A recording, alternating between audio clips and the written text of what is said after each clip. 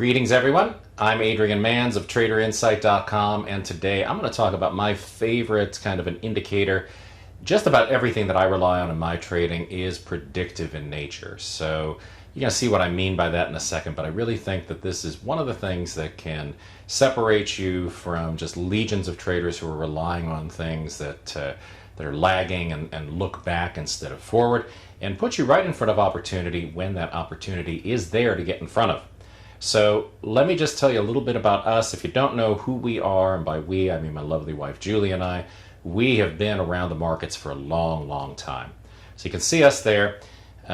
We go all the way back to the beginning of online trading, and this is, I'm going to say, back in the late 1990s. So about 1996, 1997, we started our trading career, and of course those were the go-go days, right? And in trading stocks. So what you had was lots and lots of momentum, and you had the ability to follow market makers, and you're always chasing the axe, right? The market maker who was the particular buyer or seller that day, and you're really trying to figure out back then order flow, which is one of the things we still try to figure out today. Where is the order flow coming from, and where is the opportunity then to capitalize on that order flow?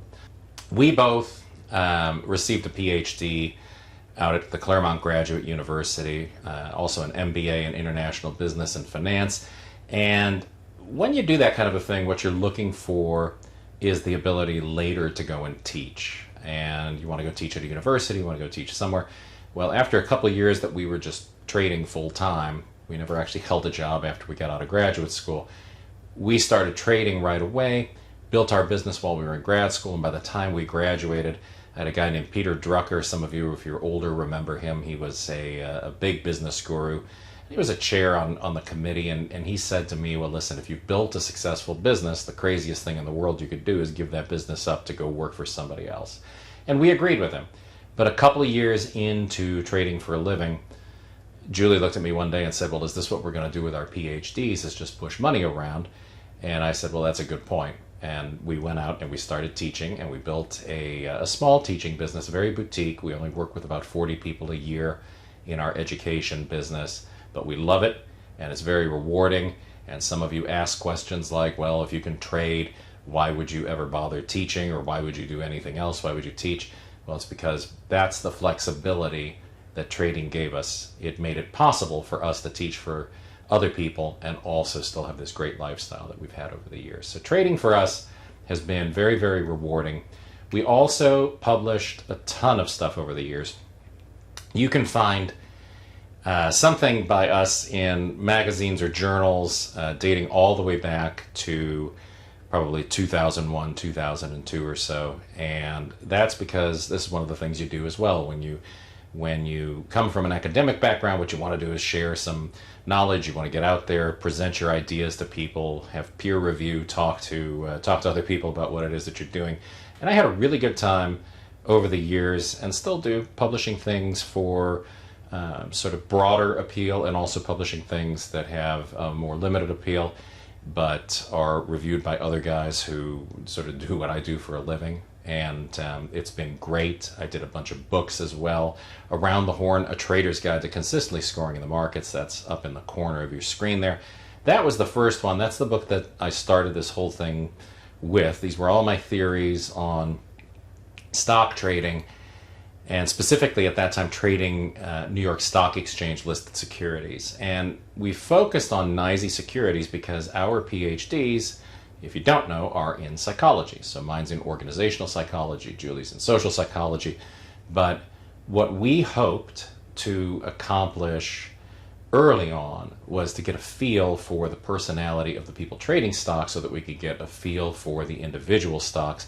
And if you're an Around the Horn fan from way back when, then you know that that's the way that book was put out there, and it's the way that that book was geared for people to try to understand the market. Now, over the years, I've put out other things, right? Trade Secrets was a drill down into one of the big strategies from Around the Horn. It's sort of the cornerstone strategy.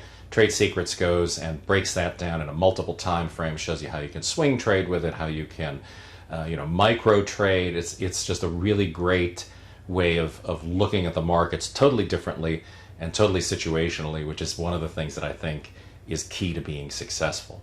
Now, when I did Around the Horn originally, I will tell you that was a graduate school project for me, and it was called a multivariate analysis of covariance in the United States equities markets. So you can start with something that's a very difficult sort of concept for people to wrap their heads around, and then when your publisher tells you no one's going to buy this book, you can change the title and you can change the content so that it's more of a metaphorical look at stock trading through the lenses of baseball. So if you were a fan of this one, fastball, infield fly, line drive, switch hitter, 3-2 pitch, backdoor slider, right, those were the names of the patterns that I had in that book. And they just represented things that look to me in the great American sport of baseball sort of the same way that they do on a stock trading chart. Now that book's out of print right now. We've got a new edition coming out probably later this year. It was supposed to be out last year, but as things go, I didn't get to it. So let's move on and let's talk about psychology a little bit before we get right into the trading strategy that I want to talk to you about. I'm going to pop a picture up here, and what this is one of these training sessions that we do down in Miami Beach. So we do this boot camp twice a year. It's never more than 20 people, so we do 40 people come down there every year. We work with them all year. It's a very intensive thing.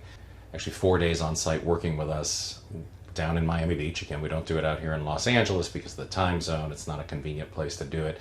But all these guys who you see in this picture here have put a lot of time into the homework.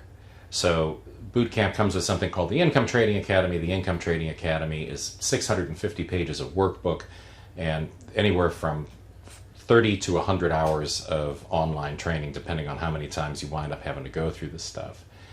But the key point is, as you look at each one of these people, in each one of these boot camps, each one of these situations that we have them in, as you go around that table, what you need to realize is these aren't people who all come from the world of Wall Street.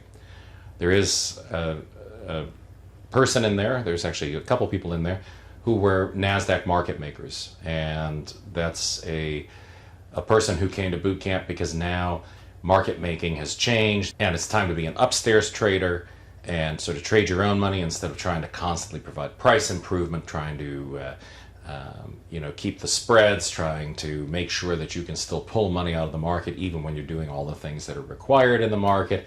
But there's also guys there who have backgrounds as engineers. There's a guy who owns a plumbing parts supply company. There's an attorney. There's a policeman there. There's a farmer there, right? And as you go around that table, what I want the takeaway to be for you is anything and everything that you put yourself in front of when it comes to trading needs to be something that you can be comfortable with. So we get about 600 people a year who apply to come and work with us. And out of 600 people, we narrow it down to 40. And it's not because I wouldn't love the income, right? Who wouldn't? I mean, you'd love to be able to have 600 people in a class and have them all walk away happy, but I know that that won't happen. The way to have happy customers is to make sure that it's a good psychological fit. So the things that I teach, things that Julie teaches, need to be something that makes sense against the backdrop of who the person is. And this is something that should be your takeaway for all the indicators that you're looking at, all the, if it's an oscillator, if it's an elevator, if it's, whatever you want to call these things, they have to make sense to you when you look at them, or else it's always going to be a matter of trying to pound a square peg into a round hole.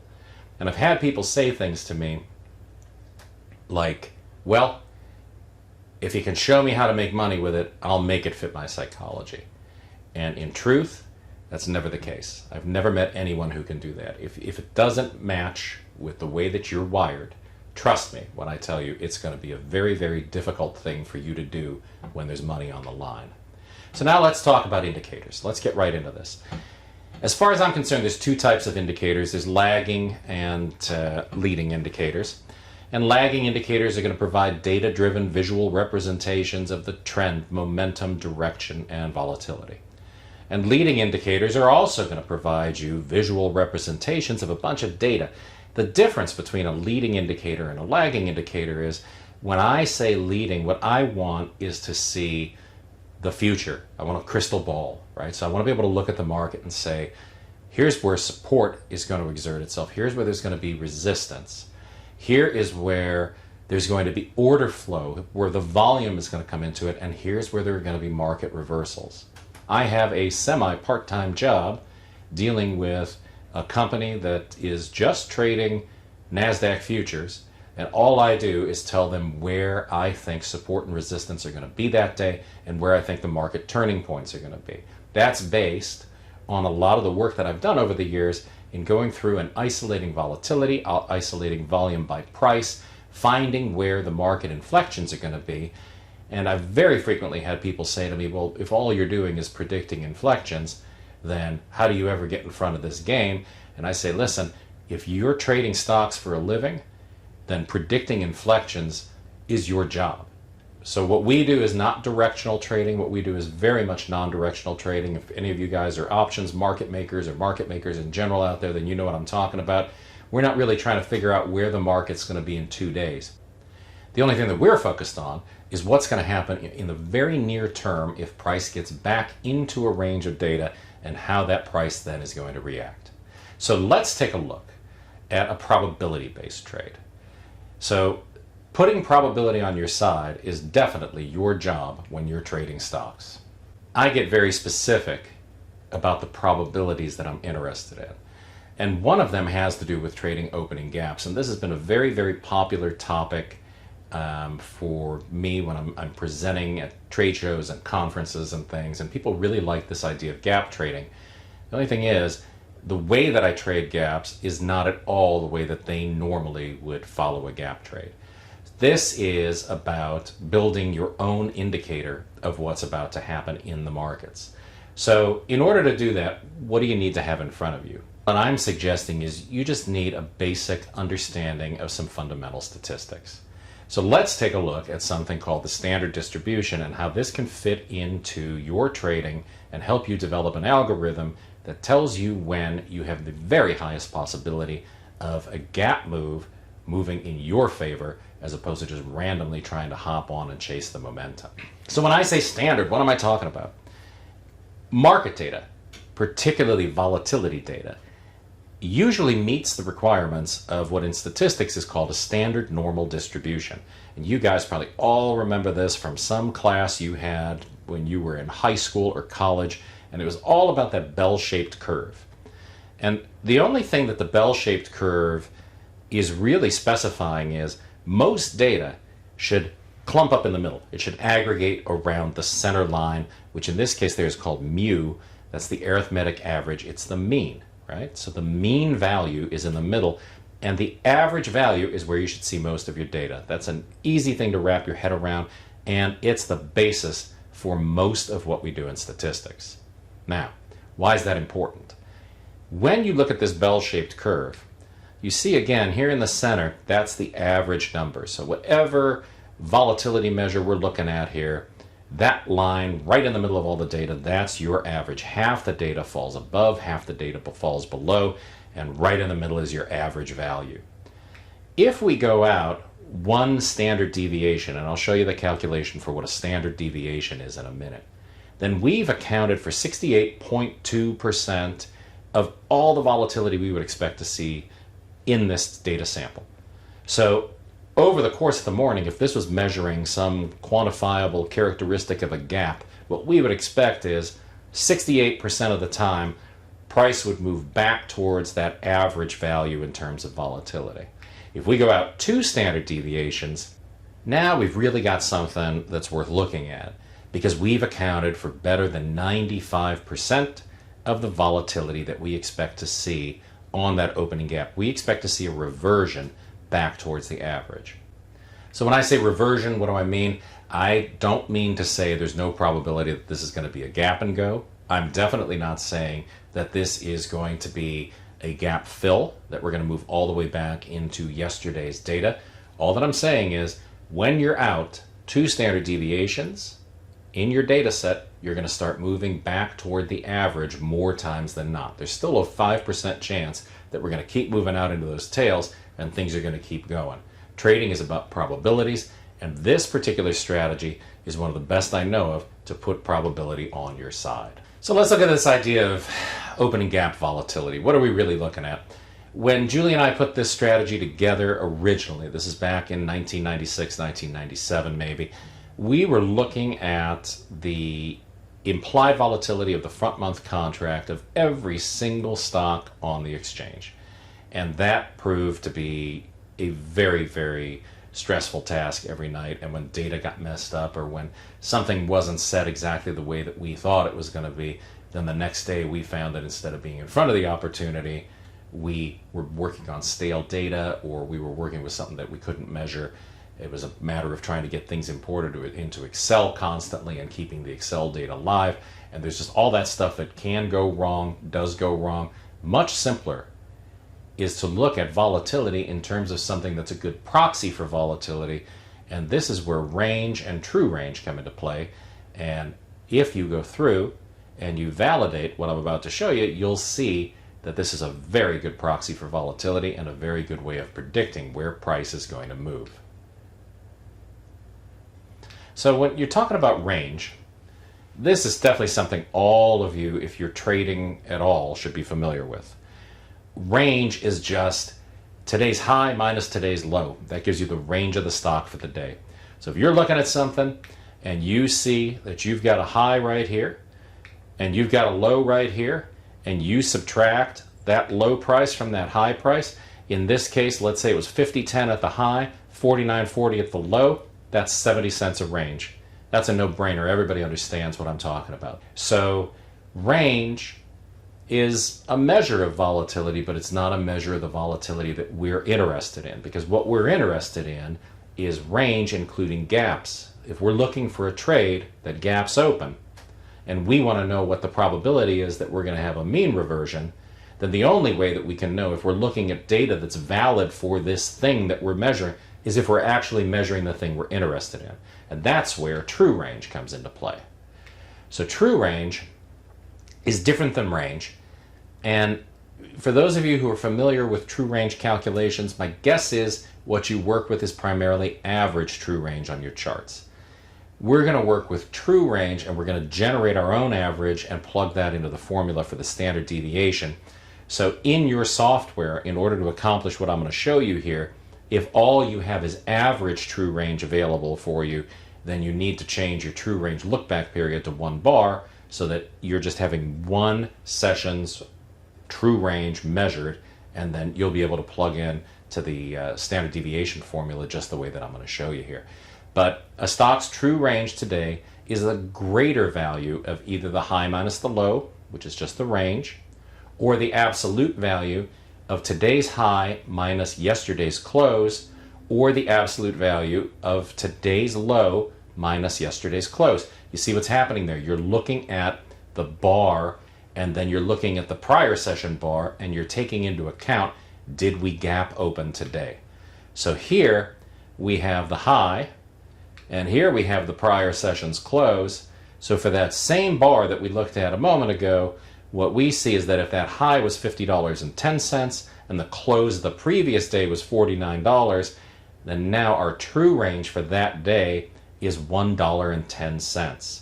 And that then gives us access to that standard normal distribution, and it always then puts you in position to take advantage of mean reversion.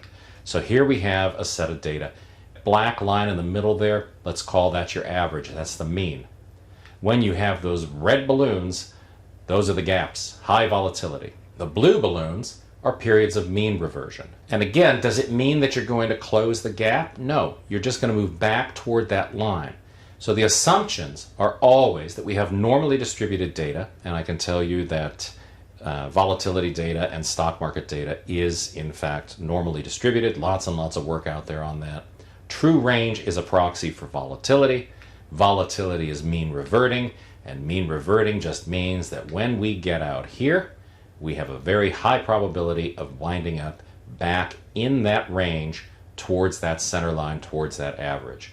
So what we would do is we would take 10 days worth of data. This is the way that I run the program, that I run my formulas. I'm looking back 10 days. That's 2 weeks of trading data. How much on average has a stock gapped over the last 10 days? That's the data that I'm interested in. You see that's represented right there. And what your computer is going to do is it's going to take, you can do this in Excel, you can do this in TradeStation, you can do this with Realtic, you can do this with like any software that's really worth its salt. And you just plug this in to this formula. So standard deviation is just for each one of those days, 1 through 10.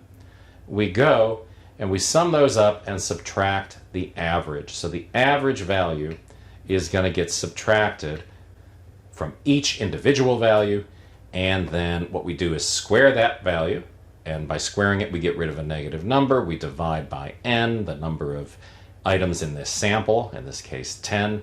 For those of you who have a background in statistics, you might say, well, wait a minute, why isn't that n minus 1? It's because the degrees of freedom are not a concern here. We're using this particular standard deviation formula to tell us what's going on. And if you look then at what that equation generates when you take the square root of those numbers, you take the square root to get rid of that square, and it tells us that one standard deviation is 49 cents.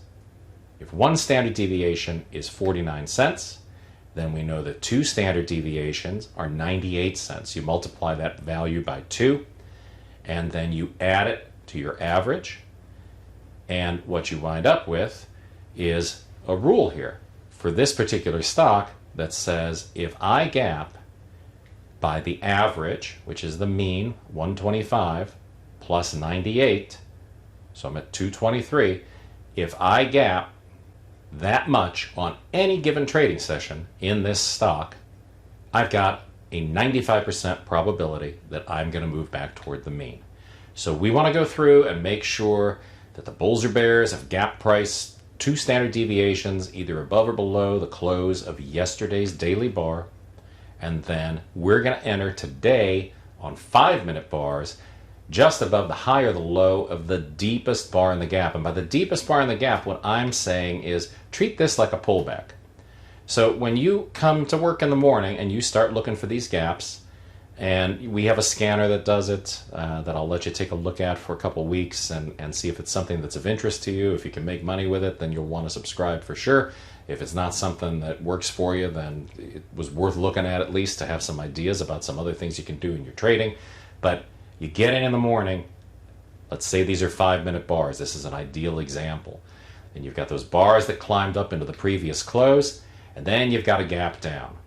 And the gap down to that bar labeled 1 there tells us that if the high of any one of the bars that follows it is violated, we're going to look for an entry that's going to fade back in the other direction. We're going to fade what happened in the morning, try to fade some of that volatility. In this case, you had bar 1, then you had 2 bars that were sort of inside, coming down, looks like a standard pullback, right? Then we get down to the bar labeled 0.2 on this chart. And 0.2 is the deepest bar. This is what I mean by the deepest bar in the pullback. It's the lowest high. So all those highs were descending, and we had this nice 1, 2, 3 kind of a move down. And then in bar number 3, we're going to look to get long just above the high of bar number 2. And we always try to find something to target in the first bar of trading. This is because something significant happened there. So when I see that the bar opened and then it shot lower the way that it did, what I'm going to do is target that opening tick on the left side of the bar. Why am I doing that? Because in my head, if that's where the market makers, if that's where the specialists, if that's whoever was dealing with this stock started selling that stock off, then I don't want to be long when we get back there again, because very, very likely there's going to be order flow sitting in front of me. That's the prediction that the model is making about the exit. The high of bar 2 is the prediction that we're making about the entry. We're 2 standard deviations out. We start seeing order flow diminish. The bars are getting narrower as they move down. Once we get up above that deep bar in the pullback, we have very, very strong predictive validity that where we're going to wind up is at the same place that we sold off before. So let's take a look at the scanner. I just want to show you a couple examples here of how this thing sort of plays out over time. The scanner that we've built on TraderInsight.com and that we use in our trading pit in the morning with the guys goes through and filters things by the indices that they belong to, by whether or not there's earnings on the stock for that day, and whether or not there's news. You can see here in the summary column things that had earnings are marked with an asterisk. And that's important because it differentiates whether or not the news on the stock was driven by sort of run-of-the-mill happenings in the market, which is what we're interested in, by the way, or something crazy might be going on. So in the past, it's been the case that we would see gaps that showed up as 2 standard deviation gaps, and then we would find out that some CEO or CFO was sitting in a jail cell somewhere. And that's not the gap that we want to trade. Because what happens when you see that kind of a gap is your distribution has shifted. Your data is not normal anymore. And once data fails the test of normalcy, of being normally distributed, you've got big problems when you're trying to go through and apply a statistic to it. So in this case, if something has an asterisk next to it and it's in the news column, what that tells us as traders is it was an earnings play and it probably gapped more than it should have based on the earnings that were announced, and the stock is now set up for a fade. It's 2 standard deviations out, and we don't really have to go look at the news to find out what happened because it's earnings related. If there's no asterisk there, I'm going to pull up the fly on the wall and I'm going to start drilling down to find out why the stock gapped in the morning. So typically what we do with our guys is I'll highlight on the scanner the stocks that I'm interested in trading. So we get these ticks in the morning that are telling us that it's 2 standard deviations out, and then I try to go in and mark these things to say, look, these are the ones that I'm the most interested in, these are the ones that I'm looking to trade, and over the course of the session, this is going to be where my focus is. Because sometimes, as you can imagine, those lists get very, very long, and it becomes very difficult to deal with just about anything that's going on because you're trying to filter through 20 or 30 earnings-related gaps. Mostly what I'm doing is I'm cutting down the filter here by things like opening volume, the volume on the opening bell, the spread at the open, and then I'll highlight them in yellow based on sort of how tradable they are over the course of that morning session. So here is one of the stocks on that list. This was ZSCALO. This was a couple months ago, and we see we had a 1, 2, 3 pullback right on the opening bell. This gave us every indication after this gap lower that we had a good opportunity to get long this stock. So what I do here is I'll start breaking this trade down and focus my attention on where the entry threshold should be, where the stop level should be, and where the target should be. You see the green line. So the green line is the high of the deepest bar in the pullback. So the lowest high of the morning is marked there, and my entry level is going to be at 210.55. So on a 210.55 entry, what am I looking to have happen? Where do I think price is going to go? Well, you can see there's a couple things going on this chart, and one of them is that if you look out on the right axis, there's something called volume by price. This is something you have to plot separately on your charts, but it should be included in your charting software. And you can see that in the morning there, we definitely had some heavy selling in bar number 2, as is indicated by the big volume bar down on the bottom, marked in red. Look out on the right side. You can see there was really heavy volume as price came into that level from above. So what we're anticipating is that if we get long this stock, then most likely a test of that floor trader pivot right there is going to be just about as high as we can expect to get and be able to pull out of the market profitably. So that is just a standard floor trader pivot, nothing extra to plot on your chart here. Just go to your trading software and floor trader pivots, yes or no, click on yes, and you want to have the central pivot, you want to have S1, S2, R1, and R2. They're going to be very, very useful in predicting where these inflections are going to be. And then we want to set up also to have a stop loss in place. So in this case, my stop level is going to be right down here at 210.55. So that number is also based on a bunch of volume that I see happening. You can see here what happened when price hit that level. If I were to get down through all that volume by price there, if I'm going to move a few cents even below there, I want to get out, because in my mind, that's where the support is. The thing that happened that pushed this stock higher from that level was that a bunch of order flow came in, and if that order flow is not sitting there when we come back and test the stop, I need to be out of the trade. And all of this stuff then can be set up ahead of time. So the way that we accomplish this is with bracket orders. Bracket orders are a very useful way to automate your trading.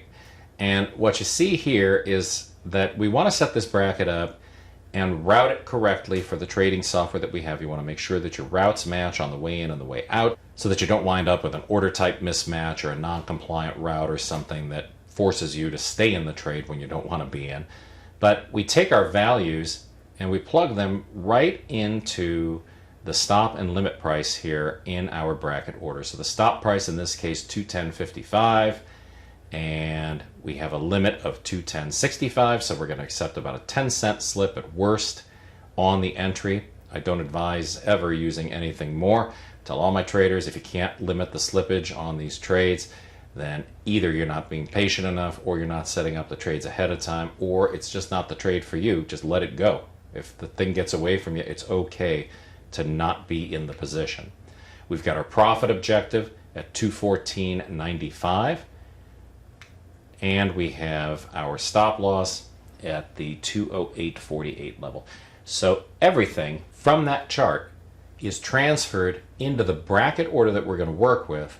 And once the order is in place, we can move on to the next stock. So just a couple things to point out here. Most of you know the markets don't accept stop orders. The markets are only accepting limit orders and market orders.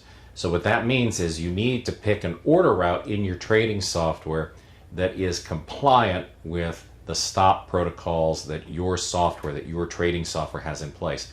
If you're trading through just an automated broker-dealer and you're just using their order routing, you're using their smart routes. Typically this happens when you're not paying commissions, free trades, right? You're going through their route, you're going through their market maker. Usually the software has it built in. The software that I'm showing you that I use is Realtick, and you pick your order route to the exchange, and there's a lot of them. So if you pick the wrong route, if you pick something that's only certified for market or limit orders, then what can wind up happening is you put this order out and you get a rejected by clerk back. And when that happens, you're very, very frustrated because now the stock always goes without you, right? It's always the time that you're not in that the thing runs. But by knowing ahead of time that you've picked compliant routes, you don't have this issue ever to deal with. So now, like I said, once the order's in, what it does is frees you up to go and take a look at some of the other things that gap. This is how we handle multiple stocks in the same session, and it's what can keep us in front of opportunity instead of have us focused entirely on what's happening in that one stock. Because on this day, as you see, SQ, right, Block Incorporated, this also gapped, and in this case the opportunity was on the short side of the market. And this bar labeled 1 here, 112.96 is the low of that bar. So again, bar 1 in this case defines the deepest bar in this pullback, in this move to the upside, right? We've got a low of the bar that says there is no 1, 2, 3 setup. 112.96 is all we're getting. And some of you may say, well, what happens if there is a 2 or a 3? How do you set up those bracket orders? The nice thing about the bracket orders is you can tell your software just to show the orders on the chart as a line on the screen, and then you can just look back every 5 minutes. Do I have a deeper bar? Yes or no? If I do, just drag the line to the next location. Makes it very, very easy to change these things up on the fly.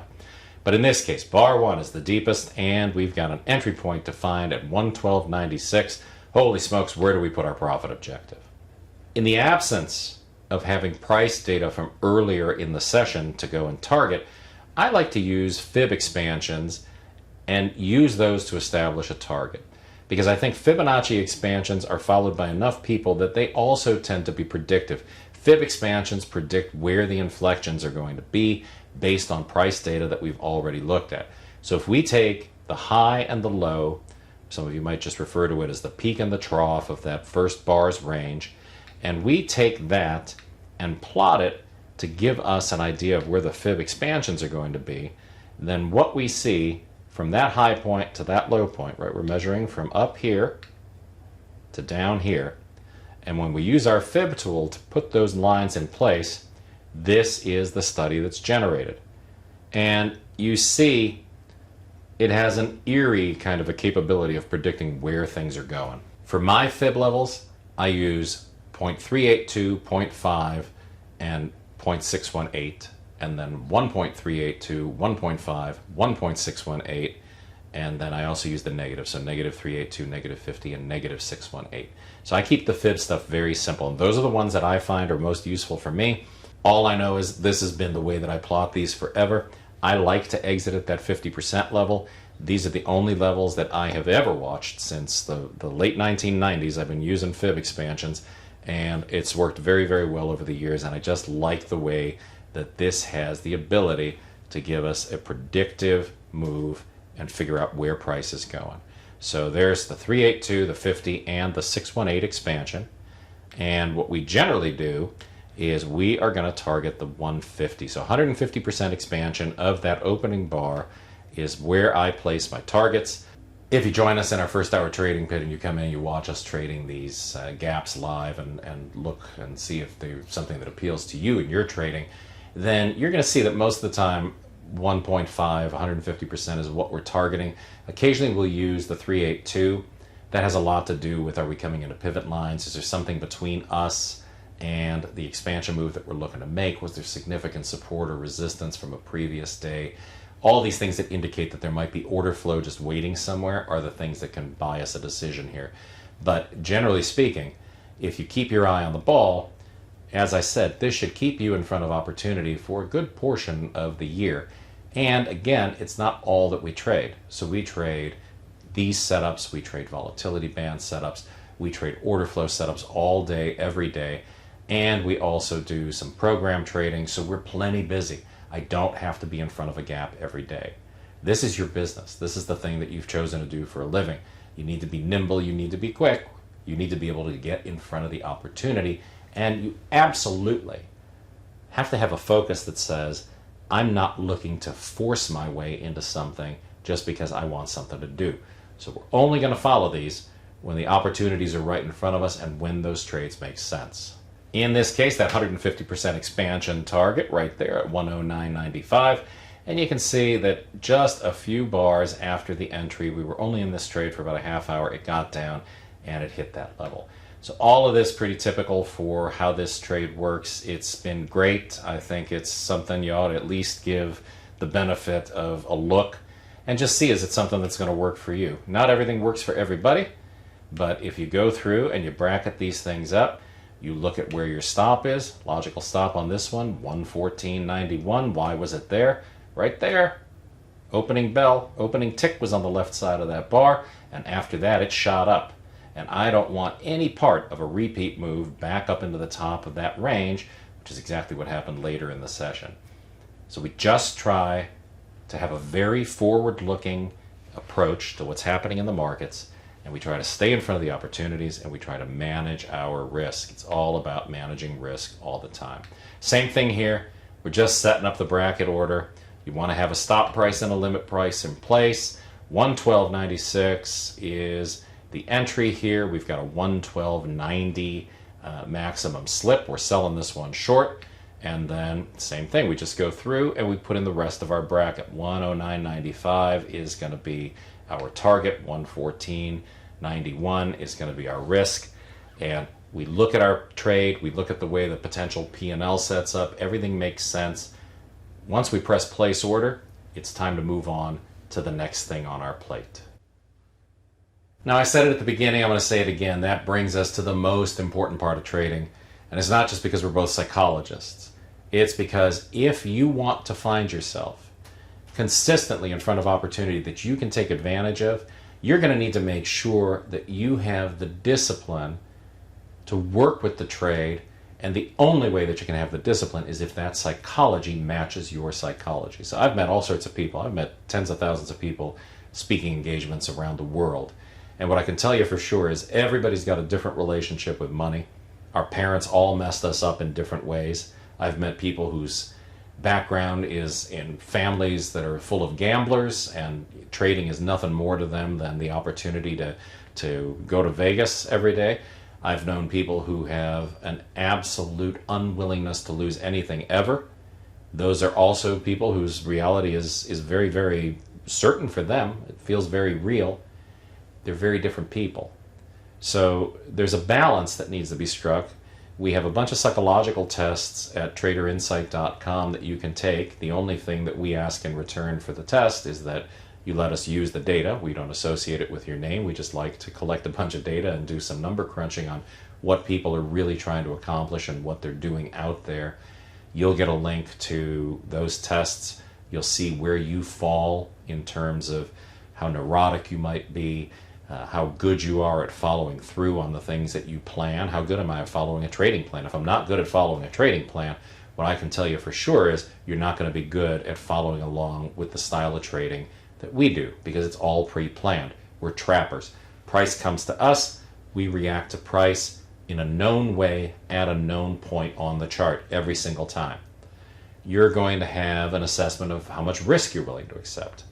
It's very, very important, right? You want to make sure that any strategy that you're putting yourself in front of is a good psychological fit. Do yourself the favor, take that test, look at it, look at the results, and just ask yourself, am I trying to pound that square peg into the round hole? Because this is probably the most important determinant in how successful you are going to make yourself, or you are going to be able to be, is are you comfortable doing what you're trying to do every single day? So quickly, let's just talk about what is unconventional in the psychology of trading. First off, counterintuition generates profits. Intuition, ultimately, most of the time, generates losses. Why do I say this? It's because you have to do the thing that's counterintuitive for you when you're making decisions in the world of trading. It's about 100 years ago, Bernard Baruch, right, very famous trader, he said, speculation is the fine art of anticipating the anticipators. And it's as true today as it was then. If you can put yourself in the position of being counterintuitive, of, well, when there's momentum and I've got a level, up here somewhere where I think I want to get short, and I'm certain that I want to get short when I'm planning that trade, but now I see price running and I don't want to get short anymore. If I let my decision support tool, if I let my trading software, a bracket order, beware for me and go and enter the position for me, then that uncomfortable thing becomes something that's very, very automatic. And this puts you then in front of a lot more opportunity than if you're left to your own devices. Just think about how many times you've said, I'm definitely going to get into that trade if it gets up to this level. And then you said, I might be getting into that trade if it goes a couple more pennies. And then you said, I'm definitely not getting into that trade because this is like stepping in front of a locomotive. That's what I'm talking about when I say decision support. If you've got a system and you can trust that system when you're working with it, if you're back testing it, if you're putting things in place and you're trying to test your numbers, you need to be able to trust it during the trading day without going and second guessing what you're doing. Anything else you're going to do in life, keeping an eye on the ball is the name of the game. In trading, what it does is creates opportunity cost. So if you're sitting at your computer screen and you don't put out those bracket orders and you're watching that gap trade from the second that you get into it until the second it does whatever, what you've done is isolated yourself from the other opportunities that are available that morning. Balance, risk tolerance, conscientiousness, and neuroticism are required for success. Go to TraderInsight.com, take that test.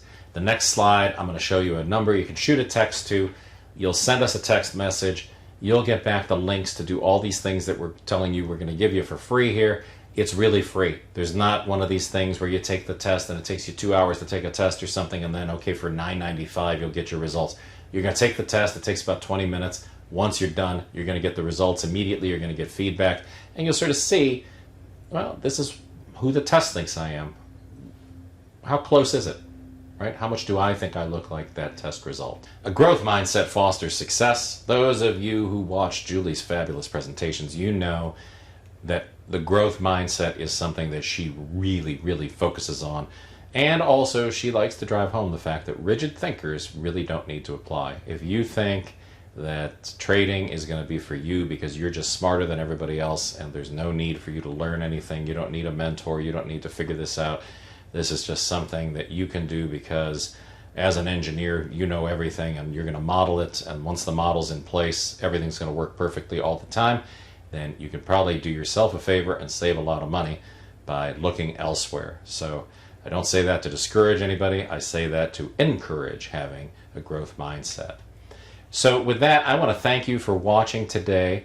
I'll tell you here to text trial. So send a text message with the word trial, no quotes, to 310-299-9148. And when you do that, we will make sure that you have access to a complete recording of today's presentation. You'll also get that Income Trading Strategy Discipline Results book there. It's 40 pages. It's a downloadable PDF. There's not one page of advertising in it. It's all sorts of strategies that I use to get in front of really, really good trading opportunities. These are all my best predictive strategies. You'll see that if you just focus on the 3 things in that book, that you will have a very, very different idea about whether or not you're able to predict where price is going. You'll also have free access to our online trader psychology assessments. I don't know why anybody would ever not take those tests. I think that a little bit of insight is a great thing. If you don't agree with your result, you don't agree with your result. But if you get just an inkling of an idea of something that might be holding you back, doesn't it make it worth your 20 minutes to go and have a look at just who you might be as a trader? Plus, we'll give you 2 weeks of access to our morning trading room. So we'll send you an email that will give you all the information you need to get into TraderInsight.com. It'll get you a username and a password, and you can take advantage of all that great stuff and more. Feel free to email me, Adrian@TraderInsight.com, if you have any questions. Again, I want to thank you guys for taking the time and spending it with me here today. I know that time is very, very valuable. It's a precious thing, and I hope you learned something. And like I said, if you have any questions, just feel free to shoot me an email. Have a great day.